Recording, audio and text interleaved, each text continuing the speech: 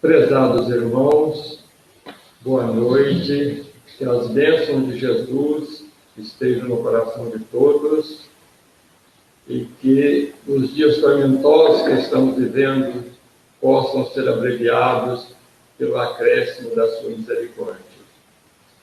É com alegria que nós nos encontramos aqui na sede do Centro Espírita Joana d'Arc, em Uberlândia, Minas Gerais, para a realização de mais uma live sobre o tema Aviso, Chegada e Entendimento. Esse é o título de uma mensagem do livro Seara dos Médiuns, psicografado por Francisco Cândido Xavier e de autoria do Espírito Emmanuel, o lúcido mentor do médium, tão estimado por todos nós. Emmanuel é conhecido pela sua ampla cultura, pela sua linguagem elevada, pela sua capacidade de síntese e pela sua fidelidade ao Evangelho de Jesus. Nosso trabalho, portanto, nesta noite, é ler e comentar a mensagem com esse título que está inserida no livro Seara dos Médiuns e que foi psicografada numa reunião pública do dia 25 de abril de 1960. Nesta mensagem, Emmanuel procura nos traçar um panorama de todo aquele período que antecedeu a codificação do Espiritismo. Assim sendo, o que nós vamos fazer aqui é ler a mensagem e acrescentar ligeiras informações biográficas sobre as personalidades aqui citadas pelo autor, todas elas que fizeram parte da história do Espiritismo e a maioria deles todos médiuns de efeitos físicos notáveis. O eminente escritor britânico, criador da célebre personagem Sherlock Holmes, muito conhecido da literatura mundial, era também espírita e escreveu um livro importante sobre a história do Espiritismo até 1926.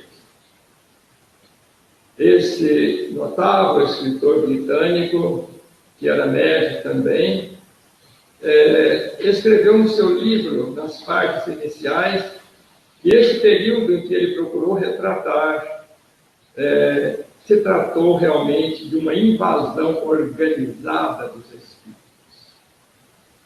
É uma expressão interessante, porque realmente Emmanuel, na mensagem que nós vamos ler e comentar com os nossos irmãos nesta noite, confirma essa fala de Arthur Conan Doyle, porque ele nos mostra que houve, sem dúvida nenhuma, uma preparação desde o século XVIII, talvez até um pouco antes, para que pudesse o Espiritismo surgir na Terra. Então foi uma invasão realmente metódica, preparada e organizada. E assim sendo, meus irmãos, feito essas explicações iniciais, nós vamos então começar a leitura e os comentários da mensagem. Então, Emmanuel começa dizendo: a intervenção franca do plano espiritual, no plano físico, pode ser admitida no conceito popular como embaixada portadora de metas decisivas, a definir-se em 3 períodos essenciais: aviso, chegada e entendimento. Analisemos essa primeira frase, esse primeiro período da mensagem, a intervenção franca, quer dizer, a intervenção ostensiva, clara, porque todos nós sabemos que o mundo espiritual sempre atuou no mundo físico. Nós temos notícias do fenômeno mediúnico em todas as civilizações muito antigas, né? civilizações bastante remotas.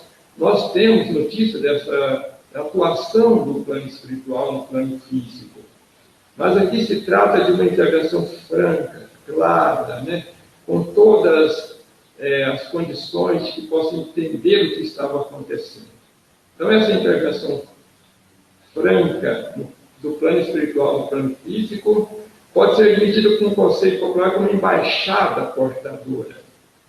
É interessante essa metáfora, essa comparação que ele lança aqui de embaixada. Ora, a embaixada nos leva a uma missão diplomática de um país representando os interesses de outro país em outro território. Então, essa embaixada aqui citada, nós devemos entender como sendo uma espécie de missão diplomática, digamos assim, do plano espiritual no plano físico, procurando, através da sua manifestação, atingir objetivos, metas decisivas, quer dizer, objetivos claros, que Emmanuel, didaticamente, aqui procurou nos dizer que essas metas decisivas e esse período da intervenção franca do mundo espiritual no mundo físico, ele pode ser dividido em aviso, chegada e entendimento. Vejamos, então, o que ele fala inicialmente do que foi o aviso. De Swedenborg, Andrew Jackson Davis, surpreendemos a mediunidade ativa sobre as ordens da esfera superior no aviso da renovação necessária. Olha, aqui ele citou inicialmente duas personalidades que fazem parte da história do espiritualismo moderno, digamos assim. Nesta fase, surpreendemos então a mediunidade ativa sobre as ordens da esfera superior, nos avisando que estava vindo, nos mostrando que estava chegando, nos dizendo que uma renovação ia se dar no entendimento, sobretudo, dos homens terrenos em relação ao mundo espiritual. Pois bem, vejamos para nossa clareza quem foram esses dois personagens.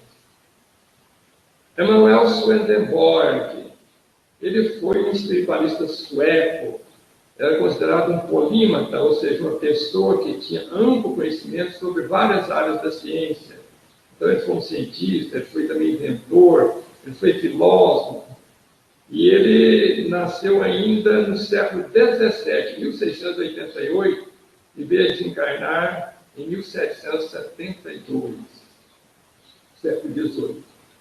Embora a doutrina de Swedenborg seja baseada na existência dos espíritos, em suas comunicações com o mundo terreno, com os homens, né? As revelações que ele recebeu deles, ele interpretou a sua forma. E a maneira como ele interpretou esses fenômenos, realmente, considerando os conhecimentos que temos hoje de doutrina, deixa muito a desejar. Pois que ele, por exemplo, achava que teria recebido uma mensagem direta de Deus. Também ele, como clarividente que foi, em observando as regiões inferiores do plano espiritual, ele, na sua doutrina, disse que essas regiões eram do inferno eterno, contrariando em muito, né, os conceitos espíritas atuais. O outro personagem citado aqui, que é um dos precursores, é Andrew Jackson Davis. Esse é um médium americano, famoso médium americano, precursor do espiritismo, que nasceu em 1826 e desencarnou em 1910. Então, entre o nascimento de Swedenborg e de Andrew Jackson Davis, nós tivemos um período de mais ou menos 130 e poucos anos. Quer dizer, é um período do aviso, né? Porque aqui se fala em duas precursores apenas, mas existiram outros médiuns, muitos outros, que também deram a sua contribuição. Referente ao Davis, aqui, que nós estamos analisando, né, ele era considerado um homem muito equilibrado, detentor de um caráter sério, honesto, caridoso, tendo por isso atraído elevado número de pessoas para ouvir os seus ensinamentos. Foi sempre uma pessoa de origem humilde, que nasceu na região humilde lá dos Estados Unidos, e também viveu com humildade. Prosseguindo a leitura das mensagens de Emmanuel. E se pequenas disparidades são registradas no verbo dos obreiros em serviço, é justo lembrar que na interpretação da realidade, quanto na interpretação da música, a expressão isolada varia conforme as peculiaridades do instrumento. O que devemos entender por esta afirmação de Emmanuel? Exemplo disso é o que eu falei há pouco sobre a doutrina de Swedenborg, né?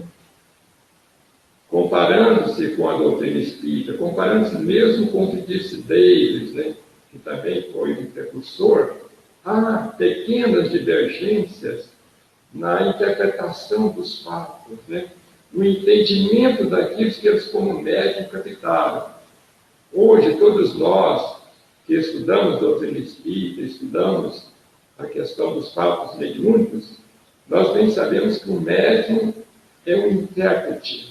Ele não é um alto-falante, ele interpreta o pensamento que recebe da espiritualidade. E, portanto, é natural que entre um e outro haja pequenas divergências, às vezes, na forma de ver, ou de entender, ou de interpretar o fenômeno. E, nesta época, isso era muito mais patente, porque, afinal de contas, nós não tínhamos ainda os esclarecimentos da doutrina espírita que hoje temos.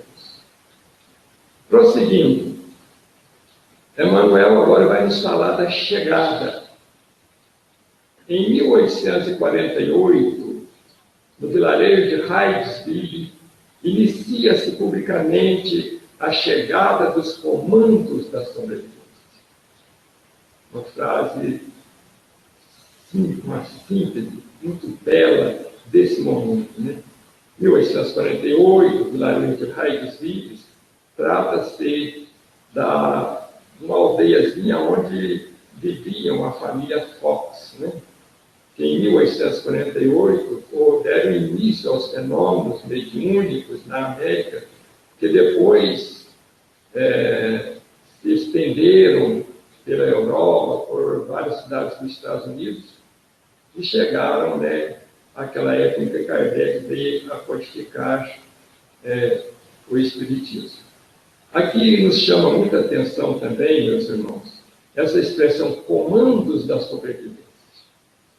Ora, se ele afirma que havia um comando, é sinal que havia um comandante.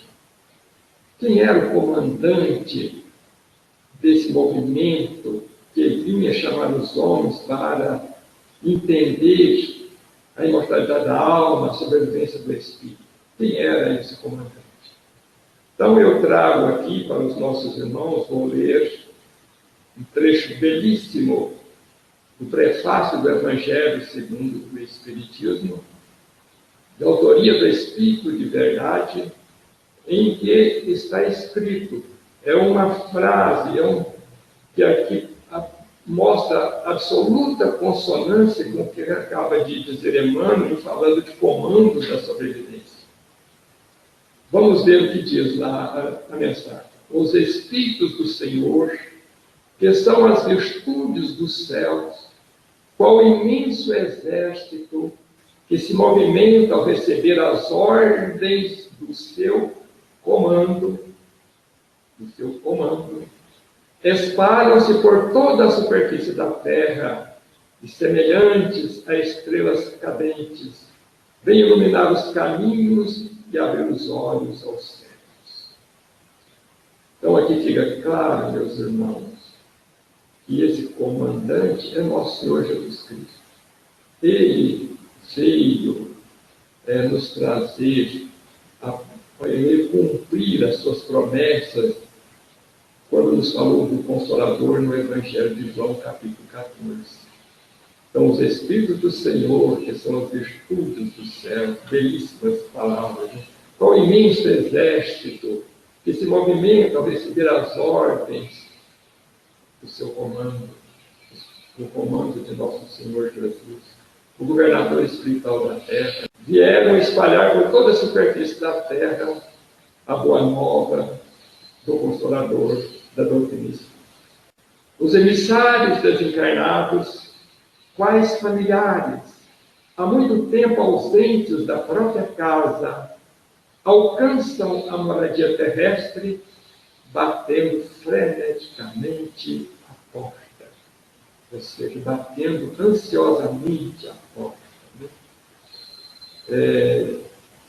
Aqui a gente nos lembra de tempos mais anteriores, quando nós não tínhamos ainda os interfones das residências, que a maneira de chegar e anunciar numa casa a nossa presença, às vezes, eram batendo palmas, né? Batendo na porta. Então, Emmanuel, na continuação desse pensamento, ele nos diz assim: na residência dos Fox, da família Fox, não faltam nem mesmo as palmas de quem chega e de quem recepciona. Entre a menina Kate e o espírito Charles Rosner, baseando-se em pancadas, os rudimentos da linguagem primitiva entre os dois planos. Então, era o que nos Estados Unidos, essas manifestações foi chamado de hacks, quer dizer, eram as pancadas que o espírito dava, e que a menina Kate, que é o radiador, o nome de Catherine, ela tinha uma irmã que chamava Margarete. Catherine tinha 11 anos, Margarete 14. Elas tiveram mais uma irmã, essa já era mais velha, chamada Lia, e quando a gente vê referências às irmãs Fox, vemos a foto de três mulheres, né? Mas uma dessas, a menina Kate, que entabula a conversa inicial com o comunicante que batia. Então ela começou a conversar com ele dizendo: se você é isso, dá 2 pancadas; se você é aquilo, dá 3 pancadas. Não é isso. Então começou aí os rudimentos da comunicação espiritual. Esse espírito Charles Rosner, infelizmente, foi um mascate assassinado naquela casa em épocas anteriores, cujo corpo foi sepultado nos porões daquela casa. Isso foi revelado pelo Espírito, e fizeram-se escavações, e não encontraram o esqueleto completo, mas algumas partes apenas. Isso ficou, de certa forma, esquecido, mas 50 anos depois, quando essa casinha já estava em ruínas, algumas crianças brincando, viram uma parede e caiu parte da parede, e então se identificou que o esqueleto desse nosso irmão, Charles Rosner, fora emparedado entre uma parede e outra para ocultar o crime. Isso só foi descoberto muitos anos depois, né?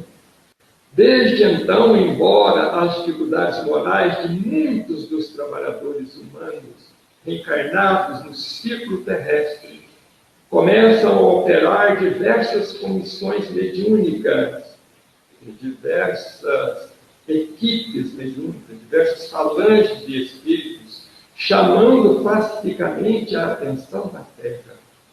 Este foi um momento rico em fenômenos de efeitos físicos, por exemplo.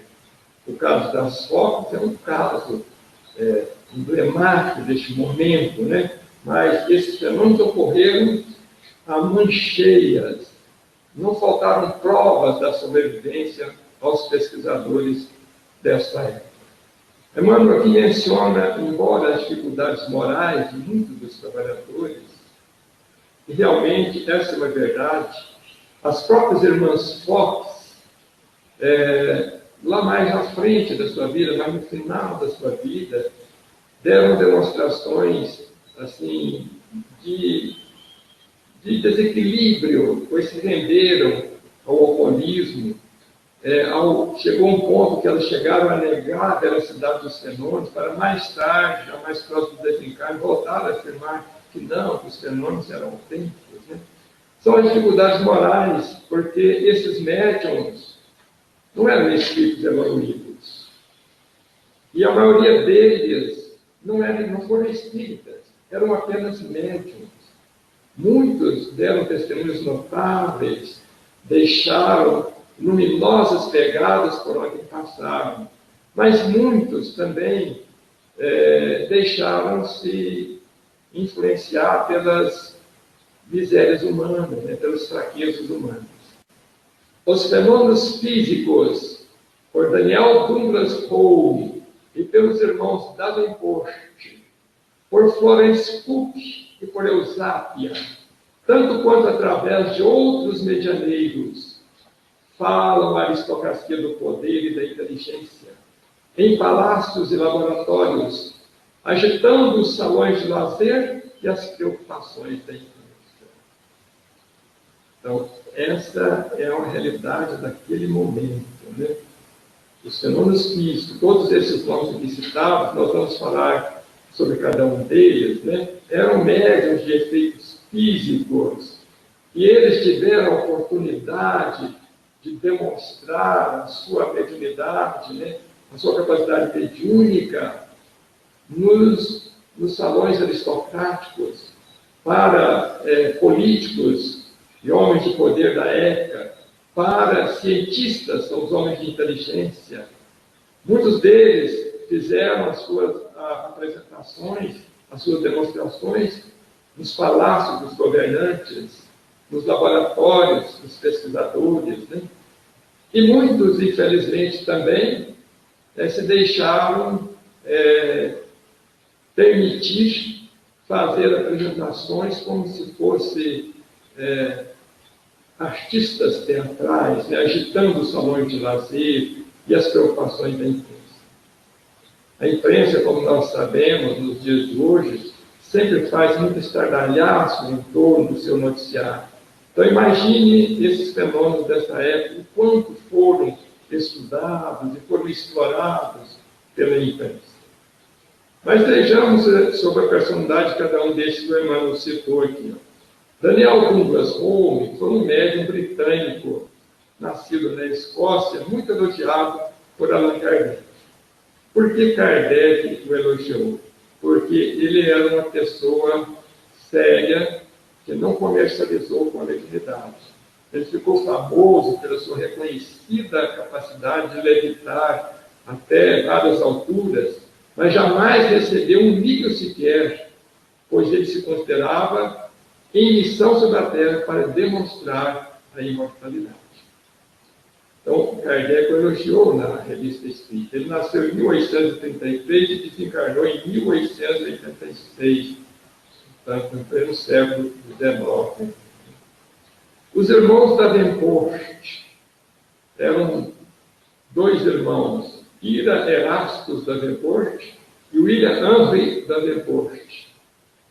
Foram uma dupla de médiuns também americanos, porém esse era daqueles que davam espetáculos em teatros, se cobravam ingresso para assistir às suas demonstrações. E nós sabemos que quando se vende a mediunidade, às vezes você não consegue entregar o produto que você está vendendo, porque você está lidando com inteligências, com os espíritos, que muitas vezes não admitem se prestar, ou às vezes as circunstâncias não permitem que haja uma boa demonstração. E é muito comum que aqueles que vendem ou vendiam a mediunidade naqueles tempos se permitiam também a fraude, o truque, para complementar quando os espíritos não faziam aquilo que esperavam deles, né? Eles foram muito criticados por Allan Kardec na Revista Espírita, em função justamente de darem espetáculos públicos e de mercadejarem com a própria mediunidade. Um deles nasceu em 1839, desencarnou em 1911. O outro, o William, nasceu em 1842 e desencarnou em 1877. A outra personagem citada aqui trata-se da médium Florence Cook. A primeira médium entre os ingleses a obter materializações integrais em plena luz, sem aquela necessidade de fazer o escuro, né? ela conseguia essa materialização em plena luz. A doutrina espírita deve eterna gratidão a essa menina ainda de 15 anos, que, sacrificando sua juventude nos laboratórios dos sábios, prestou os mais relevantes serviços à comprovação científica da imortalidade. Ficaram célebre o trabalho realizado por ela junto ao sábio William Crookes, também britânico, né? Ela era também inglesa, e ela mesma, quando viu-se que se colocava em xeque a sua solenidade, a autenticidade do fenômeno, ela procurou o William Crookes, ainda menina com essa idade, e disse a ele que estava ali disposta a exercitar ou a fazer o seu exercício mediúnico na casa dele, e que ela se prestava que a sua própria esposa pudesse analisar o seu corpo, os orifícios do seu corpo, para identificar possível fraude. E como nós sabemos, né, ali aconteceram fenômenos maravilhosos com as materializações de Kate King. Por 2 anos ou mais, esse espírito se prestou às observações desse sábio William Crookes para amplas demonstrações, inequívocas demonstrações da existência do Espírito. Então, devemos muito a essa médium. Ela nasceu em 1856 e se encarnou em 1904. Outro nome aqui citado é de Eusápia. Trata-se de Eusápia Paladino. Essa era uma médium italiana que foi estudada também por vários cientistas da época. Entre eles, um prêmio Nobel de Medicina, Charles Richet, que, estudando ela e outros médios, compôs até um tratado de metafísica, em que, embora ele não faça o testemunho do espiritismo, ele dá integral testemunho da autenticidade do fenômeno. Essa médium, devemos muito a ela também, uma pessoa muito digna, era muito pobre e faleceu na pobreza, dizem as informações sobre ela, uma vez que do pouco que ela possuía, e possuía muito pouco, tinha o hábito de distribuí-lo com os pobres no exercício da caridade. Então, uma pessoa respeitabilíssima, essa médium italiana. Nasceu em 1854, se encarnou em 1918. Emmanuel agora prossegue na mensagem. Aos ruídos da visitação invisível, misturam-se os ruídos da opinião. Então, os fenômenos, muitas vezes, apresentavam batimentos, barulhos, né? Mesas girantes, mesas que quebravam, enfim, as mais diversas tipos de materializações de mãos, materializações de espíritos, voz direta, escrita direta. Então, os ruídos da visitação invisível misturam-se os ruídos da opinião. Aí entra a questão da imprensa, uns a favor e outros contra, como é de hábito, né? Então, tudo isso aconteceu nessa época. Prosseguindo, Emmanuel nos diz assim: ouvem-se batidas surpreendentes aqui e ali. Mãos luminosas acenam por toda parte. Vozes ressoam entre lábios selados, voz direta. Mensagens rápidas são transmitidas de maneira direta, às vezes numa folha colocada numa gaveta de mesa trancada. E entidades materializam-se ante os experimentadores tomados de ação.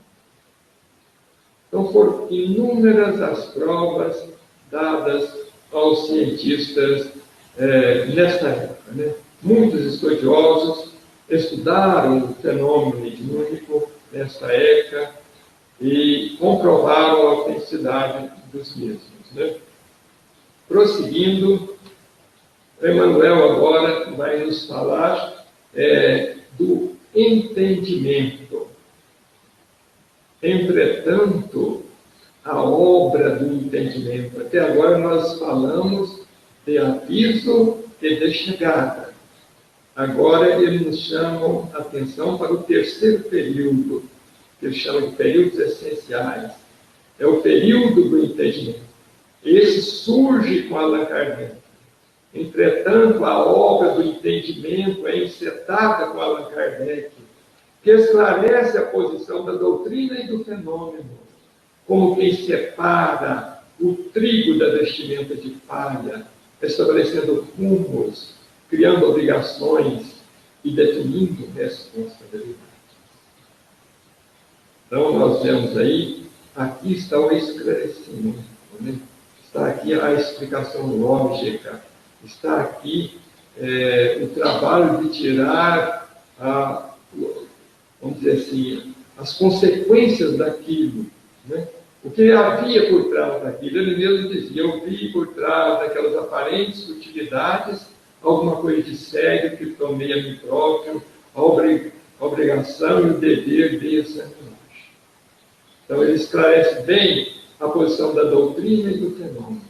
Enquanto muitos ainda pesquisavam na fase da chegada, né, o fenômeno, Kardec logo inicialmente já percebeu que havia algo mais importante por trás daquilo. Quando ele, primeiramente, teve a oportunidade de presenciar esses fenômenos na casa da senhora Play Maison, em Paris, ele percebeu que havia alguma coisa de sério. Inicialmente se fazia aquilo por brincadeiras. As perguntas que se faziam aos espíritos eram perguntas tolas, sobre quanto de dinheiro que eu tenho no bolso, qual que é a minha idade. Kardec, mas ele quis ir muito além, ele percebeu que havia alguma coisa de muito mais importante naquilo. Então, a comparação que o Emmanuel fala aí, de tirar o trigo da vestimenta de palha, ou seja, a vestimenta de palha era o fenômeno, o trigo, porém, era a essência, aquilo que poderia surgir daquele fenômeno, para as consequências morais daquilo.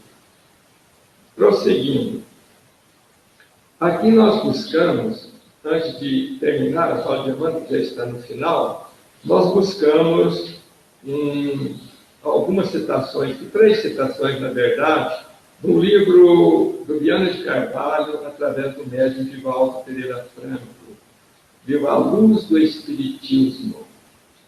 Esse Viana de Carvalho foi um nobre divulgador da doutrina espírita do Nordeste, era um orador brilhante, né? Que desencarnou no começo do século XX.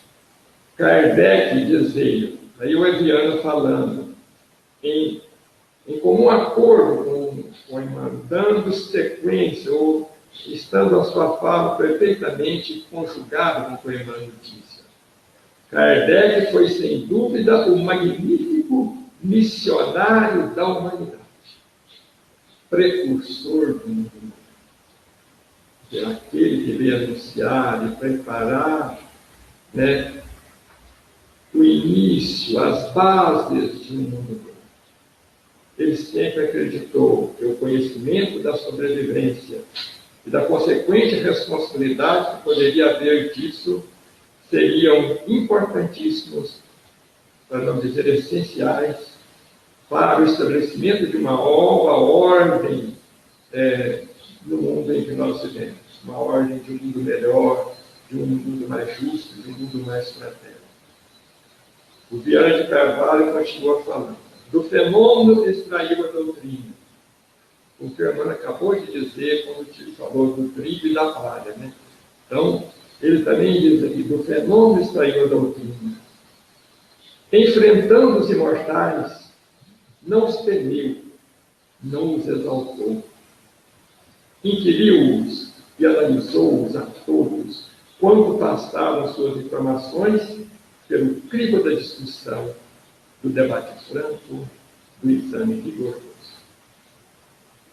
Muito interessante isso. Enfrentando os imortais, não os temeu.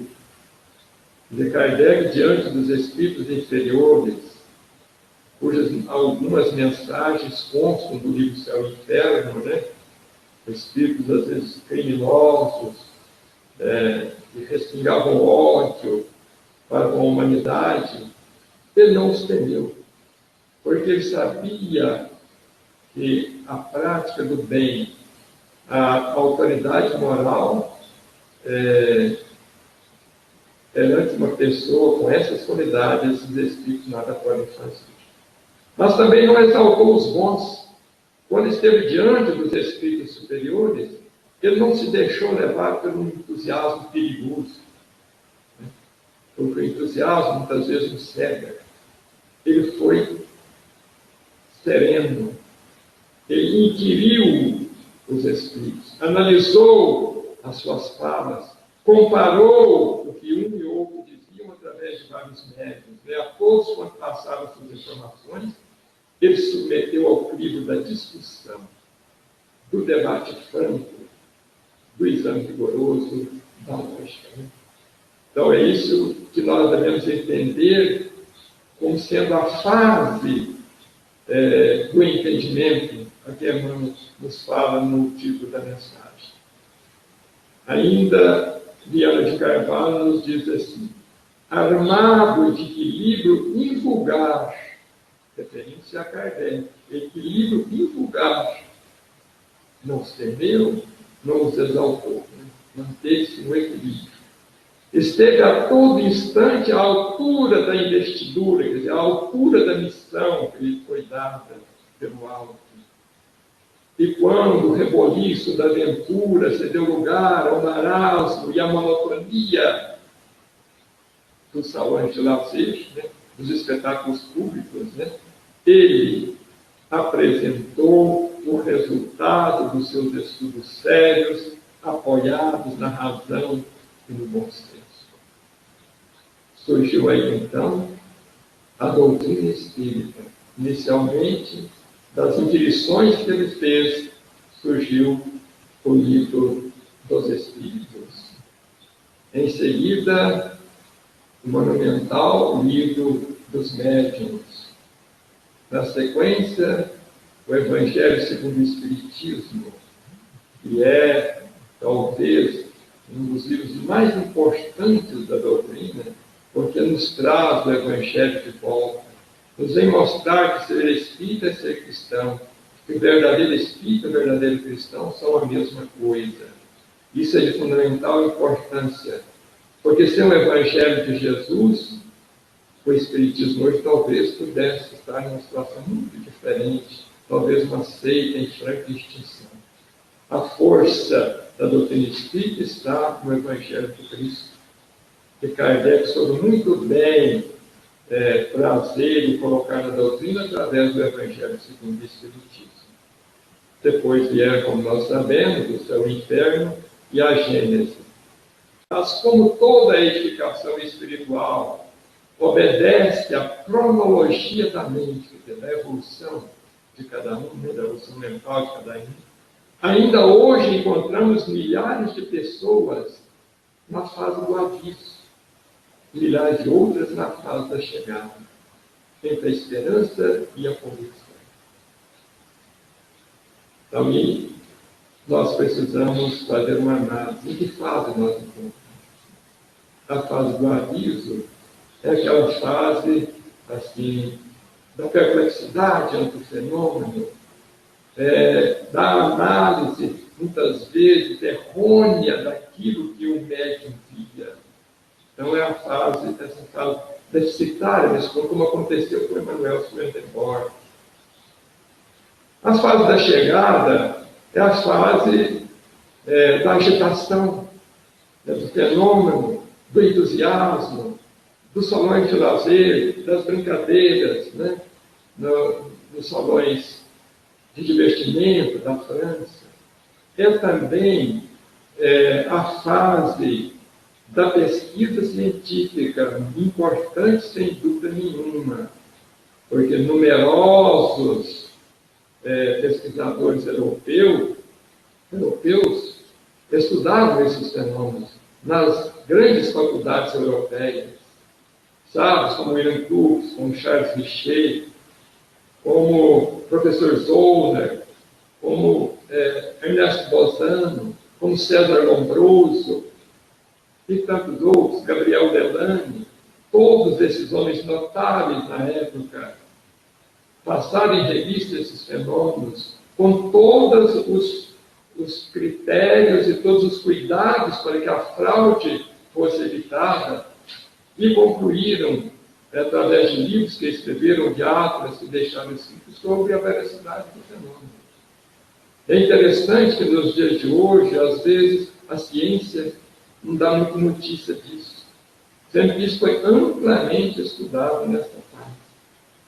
Mas era a fase da chegada, porque a pesquisa científica, se ela não estiver aliada a um objetivo de melhoria do homem, de transformação moral, estiver ligada a, vamos dizer assim, a religiosidade do Evangelho de Jesus, ela acaba sendo vazia. Né? Porque depois que essas pesquisas foram feitas, o mundo prosseguiu nas suas lutas, né, nos seus problemas. Quantos problemas nós tivemos depois dessa época, né, no mundo atual? A questão das drogas, a questão do aborto, a questão dos crimes políticos, a questão da corrupção. Enfim, são tantas as mazelas humanas que continuaram. Quer dizer, não nos basta, portanto, um espiritismo apenas científico. Nós precisamos de um espiritismo que nos traga consolação e esperança, nos faça criaturas melhores.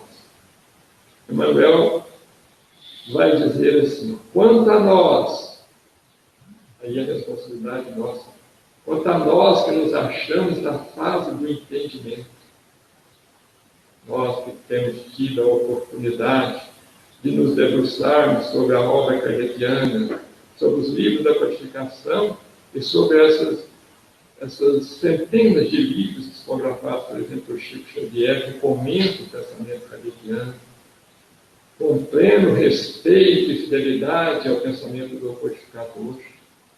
Nós que nos achamos na fase do entendimento, saibamos concretizar os princípios da fraternidade e espalhar o socorro moral em benefício das consciências, estendendo a luz ao coração do povo.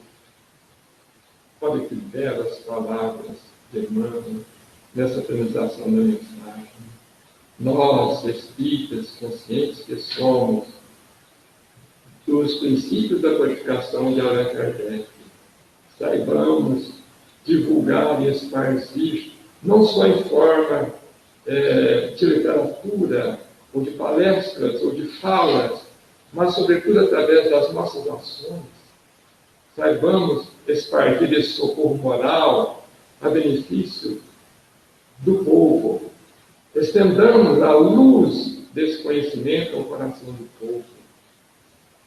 Que a nossa doutrina espírita não seja elitista, que fale apenas para intelectuais, mas que a nossa conduta espírita, o nosso movimento espírita, possa ser voltado para os mais humildes, para aqueles que estão mais em sofrimento, para aqueles excluídos da sociedade, ainda que nós vivemos nos dias de hoje. É isso que o irmão está nos chamando a atenção, que sejamos multiplicadores das bênçãos do alto para o coração do povo.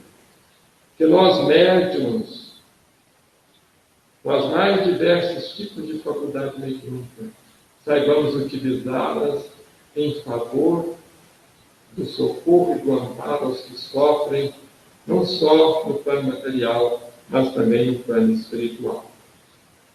E aqui Emmanuel termina a mensagem: porquanto o plano espiritual atinge o plano físico em cumprimento das promessas do Cristo. O plano espiritual atinge o plano físico em cumprimento das promessas do Cristo. Aqui nos lembramos do Evangelho de João, das promessas do Consolador. Nos lembramos da mensagem inicial do Espírito da Verdade, que nos fala dos Espíritos, que vêm quais estrelas cadentes, né? Nos trazer a sua palavra de conforto, sob o comando de nosso Senhor Jesus Cristo. Então, o plano espiritual, porquanto o plano espiritual atinge o plano físico em cumprimento das promessas do Cristo, de modo a reunir todas as criaturas da terra na lei do bem e habilitá-las, quer dizer, prepará-las convenientemente para a continuidade do serviço de hoje. O serviço está sendo realizado no momento, mas ele precisa ter continuidade. Nós precisamos daqueles que deem continuidade às nossas ações, quando nós somos chamados a trabalhar no outro lado da vida. Então precisamos da continuidade do serviço. Precisamos da continuidade no grande futuro. Chico Xavier sonhava em estar reencarnado em 2057 para dar continuidade ao trabalho do Espiritismo, porque ele achava que nesta casa a Terra estaria um pouco melhor, mais propícia a receber a semente do Evangelho do Senhor pela ótica do Espiritismo. Ou no grande além, ante a vida maior. Ou seja, nós precisamos estar preparados para trabalhar hoje, para trabalhar numa próxima reencarnação, no futuro da Terra, mas também possamos estar preparados para trabalhar no grande além, quer dizer, na pátria espiritual, quando para lá retornarmos ante a vida maior. Então são esses os nossos comentários, meus irmãos, dessa noite, a respeito dessa belíssima página de Emmanuel. Nós esperamos ter contribuído de alguma forma para as nossas reflexões em torno da mensagem e desejamos que as bênçãos de Jesus recaiam no coração de todos. Uma boa noite, muito obrigado.